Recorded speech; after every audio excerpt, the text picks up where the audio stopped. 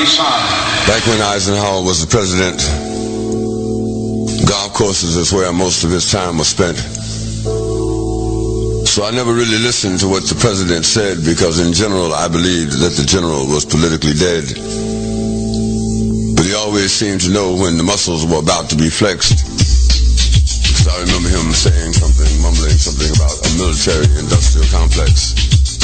As I have walked among the desperate, rejected, and angry young men, I have told them that Molotov cocktails and rifles would not solve their problems. I have tried to offer them my deepest compassion while maintaining my conviction that social change comes most meaningfully through nonviolent action. But they asked, and rightly so, what about Vietnam?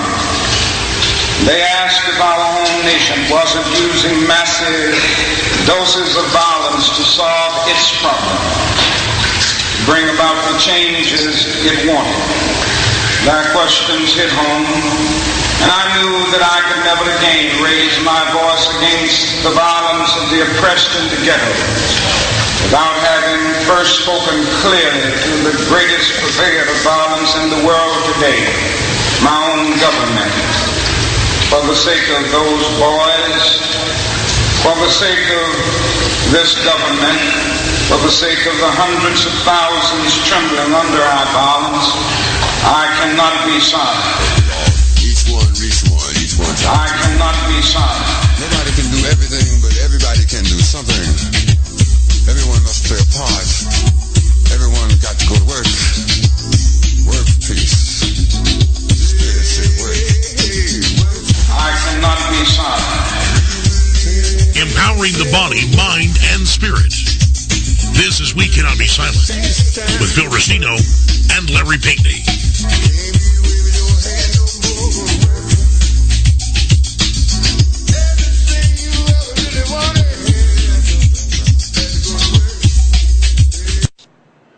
And we are now live with Larry Pinkney and Phil Restino. Guys, take it away. It's all yours.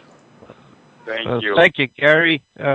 Welcome, everybody, to the October edition of We Cannot Be Silent with Phil Restino and Larry Pinkney on the UnitedWeStrike.com marathon. And it's been some good stuff already. We appreciate the listeners who are out there tuning in to us this month. We do not have a guest, but in a way we do have a guest. 47 years ago this month, the Black Panther Party for Self-Defense was founded in Oakland, California.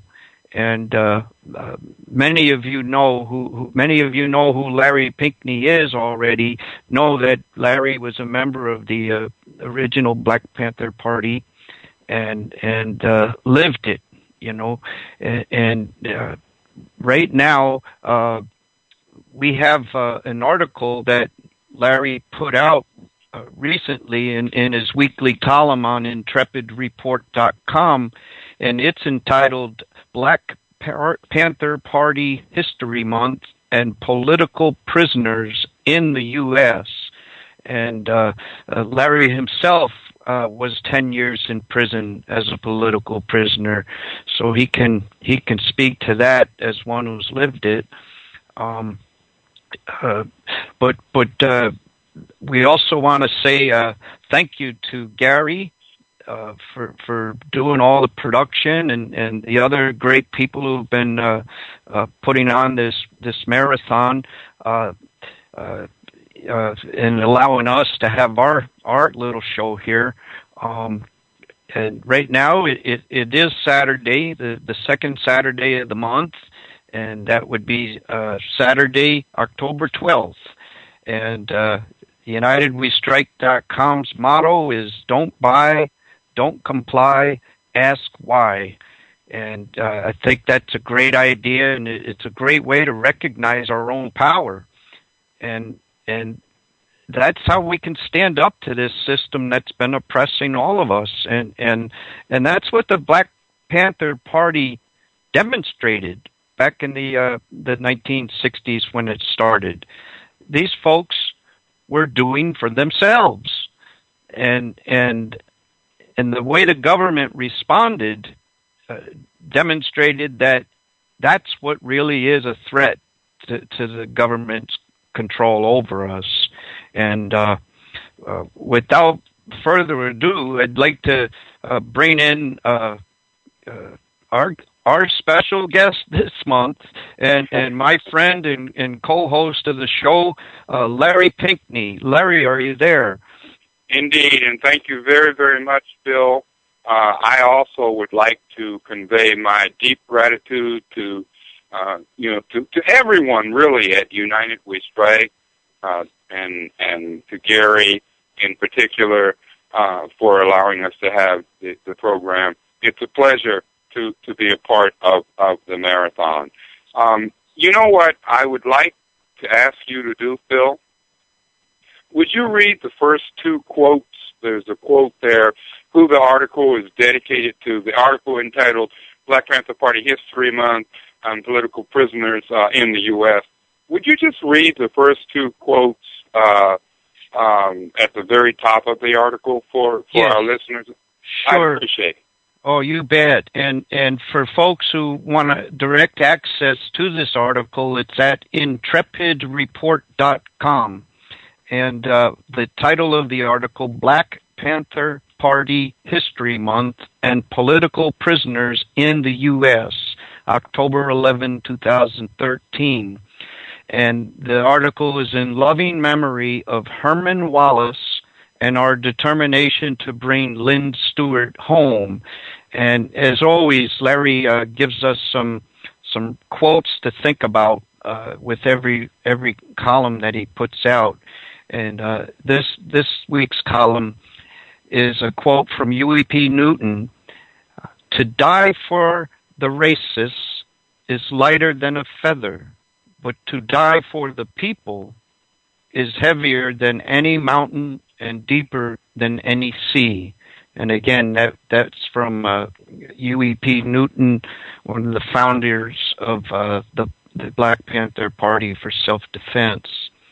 And we also have another quote here from Fred Hampton, another significant member of the Black Panther Party who was murdered in Chicago, I believe, shot to death. And his quote is, "We've got to face the fact that some people say to you, fight fire best with fire. But we say, you put fire out best with water. We say you don't fight racism with racism. We're going to fight racism with solidarity." And again, that was Fred Hampton. And again, this month of October is Black Panther Party History Month. And as I mentioned, the Black Panther Party for Self-Defense, and I think that's key. And Larry will get into the full name and what it came from. Was founded in October 1966 in Oakland, California. Well, Larry, why don't I turn that back over to you now and let you expand on those quotes and the founding of the party and what you were putting out in this week's article. Okay. Well, thank you so much, Phil. And thank you for sharing the quotes at the very top of the article with our listening audience. And I want to thank all of our listening audience for tuning in to the program. You know, it's important to understand that the Black Panther Party, which, as you pointed out, Phil, was founded. Can you still hear me, Phil? Yes. Okay. The Black Panther Party, which was founded in October of 1966, was based upon trying to get people to understand that we have to depend upon one another if we are really going to bring about systemic change, systemic, real change, genuine change. And the reason that I dedicated this article to Herman Wallace. Herman Wallace was in prison. And please listen to this. He was in prison for 41 years, over 40 of which, and of course he also was a member of the Black Panther Party. Anyway, over 40 of those years, Herman, did I say Henry? I hope I didn't say Henry, but Herman Wallace. Herman Wallace was in solitary confinement. Can you even imagine that? Okay.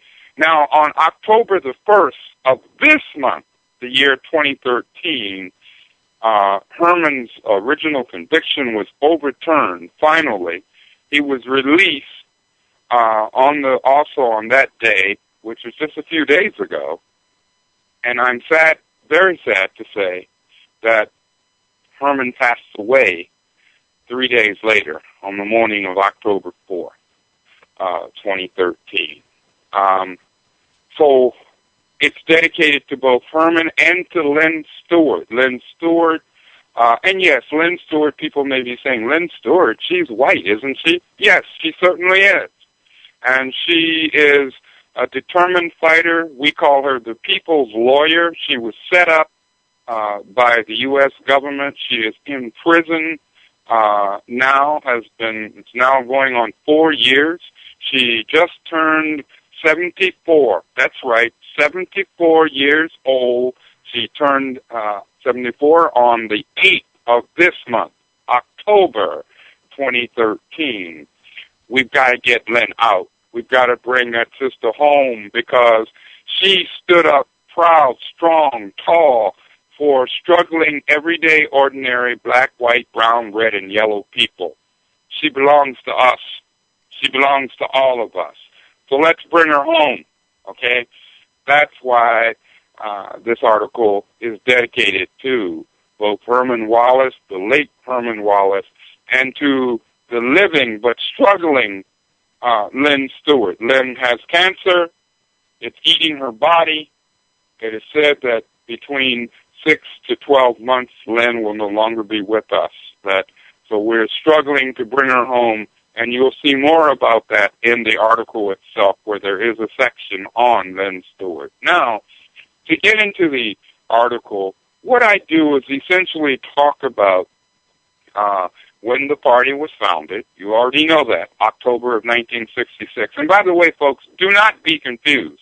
We're talking about the original Black Panther Party, not the so-called New Black Panthers. No, not that. We're talking about the original Black Panther Party for self-defense that was founded in 1966. But in the article itself, you know, I write about various political prisoners in America. People say, oh, no, this is America, the land of the free and the home of the brave. Yeah, right.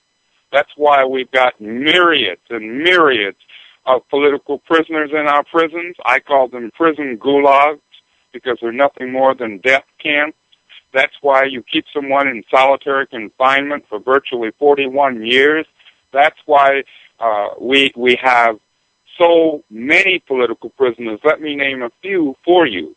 One is, as I've already mentioned, our dear sister Lynn Stewart. Another is Leonard Peltier, who was a former member and leader in the American Indian movement. Another is Mumia Abu-Jamal. Another is Jalil Montequin. Another is Jamil, and listen closely because the names sound similar, but formerly known as H. Rap Brown. Al-Amin is his last name now. And I name a number of people in the article so that people know precisely what it is that I'm talking about when I say political prisoners. And what is a political prisoner? A political prisoner is someone who has been charged with a criminal offense, usually a very hideous criminal offense, and they've been targeted because of their political beliefs. Political prisoners in the United States are black, white, brown, red, yellow, you name it, every color of the rainbow. And we need to understand that. We are all in this struggle together. Okay, and we need to understand that we have got to take every action that we can as a people collectively to bring our political prisoners home, to get them out, to explain to everyday ordinary people like ourselves what is really going on in this country. You know, I'm not talking about some other country. I'm talking about the United States of America, okay? My mind harkens back when I think of the horrible things that this country has done, even to U.S. veterans. Remember, Phil, how we've had guests on from the USS Liberty? Yes. You know, and how that ship, a U.S. Navy vessel, was attacked by an American, quote-unquote, ally, Israel, and how many of the crew members were killed in that vicious assault. We need to get over this mythology of believing the U.S. government, whether it's Barack Obama and his minions or anyone else for that matter who represents the interests of this corporate-controlled government, period. We also need to understand that we either win this thing collectively, and all I mean by collectively is together, or we don't win at all. And I am determined. We must all be determined that we win. Anyway, I didn't mean to digress. I want to get back to the article. In the article, I also write about some of the women and men who made incredible sacrifices. In addition to Herman Wallace, but for example, I mentioned a man by the name of Geronimo Jijaga Pratt, who was also a member of the party and was in prison for either 27 or 29 years. He had been framed, set up, was finally released a few years ago. Unfortunately, the brother passed on about 2 years ago. But imagine this. This is what is going on. This is what is deliberately being done to all of us. It's about divide and rule. And I like to say it's about lie, divide, and rule. So please read the article. Please read the article. I also talk about a woman by the name of Assata Shakur. That's A-S-S-A-T-A, Assata Shakur, S-H-A-K-U-R, okay, who is in exile and has been in exile since the 1970s. She was also a member of the Black Panther Party. She was from the East Coast, New York, New Jersey area, and the party was, of course, nationwide. I write about in the article the fact that the Black Panther Party nationwide set up free breakfast programs. It set up free clothing programs. It set up free clinic programs. It set up, I mean, I can go on and on and on about the various service programs to the community. And by the way, if you weren't black, it did not mean that you could not avail yourselves of these programs. These were programs that began in the black communities, but were certainly not limited to black people. It's all about collective. It's all about together. So this is something that I ask you to please read the article. It's something that I go into in some detail in that article. It's very painful in some respects for me to talk about this. It was not exactly easy to write the article simply because I was there and I lived it, as you pointed out, Phil. But you know what? You know, the struggle goes on. It hasn't stopped. If anything, we need to intensify. Today we've got the NDAA, provision 1021 of the NDAA that says people can be held indefinitely in this country without charge, without judge, without jury. They don't even have to tell you where your loved one or your friend is being held. This is today, okay? We also have Barack Obama's kill list, where he can kill and has already killed at his whim, at his discretion, U.S. citizens, not to mention citizens from other countries, without trial, without judge, without jury. Okay, I mean, I can go on and on and on. The point is that we have to understand that history of the Black Panther Party is not just about the Black Panther Party. It is October, so therefore we look at it as the Black Panther Party History Month. But I would like to add that I look at this in addition as the month of all the people's struggle. Also in the article, and I say all the people, I mean everyday ordinary black, white, brown, red, and yellow people.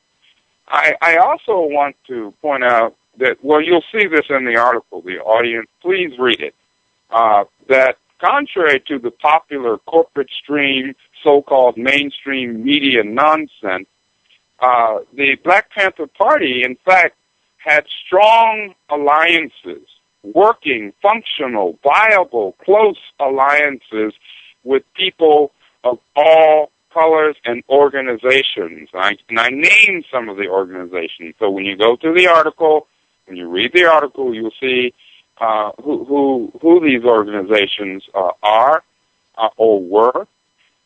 You'll see that these alliances, working, real, viable alliances, were with everyday people of all colors.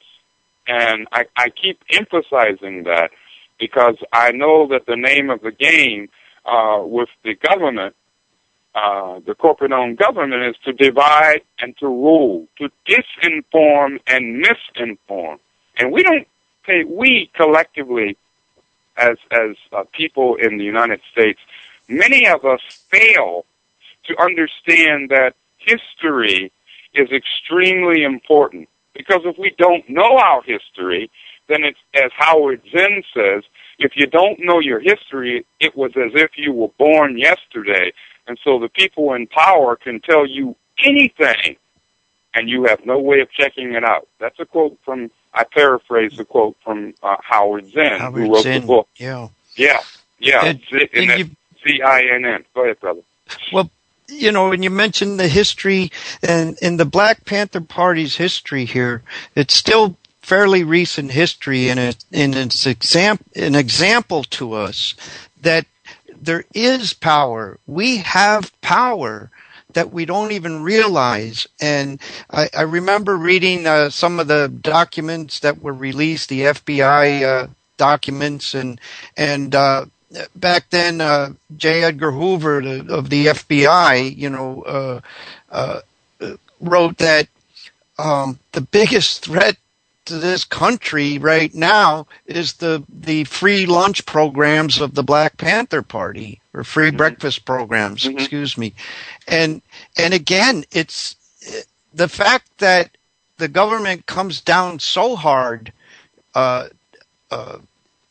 should indicate to us the power that we don't even realize we have. Life does not have to be this way. And and you look at the Branch Davidians there at Waco, they were another group that were doing for themselves. And right now, with all this people getting arrested for having their own gardens, I mean, any way of doing for yourself is a threat to the control the powers that be have over us. So what that tells me is we got to do for ourselves. Right. That's right. Yeah, and this division, that's another thing that the original Black Panther Party demonstrated, was that people could get along and help each other with common issues, common needs. And and then once you get to standing with each other shoulder to shoulder, you realize we're all the same, and we're getting abused by these powers that be, not the guy with the other jersey, across town, your crosstown rival or whatever. That's not the problem. We're being played, we're being divided, and that's one of the great things about these radio networks, Larry. The UnitedWeStrike.com monthly marathon, and we've got some technology now where this history is getting out. I mean, you'll never hear about political prisoners on the idiot box in the living room, Right. And I've been learning a whole lot in recent years, and from the computer, from the internet, from this alternative media, and that's just it. Again, with the media has been lying to us for all these years. Well, what's the answer? Forget them. We'll have our own media.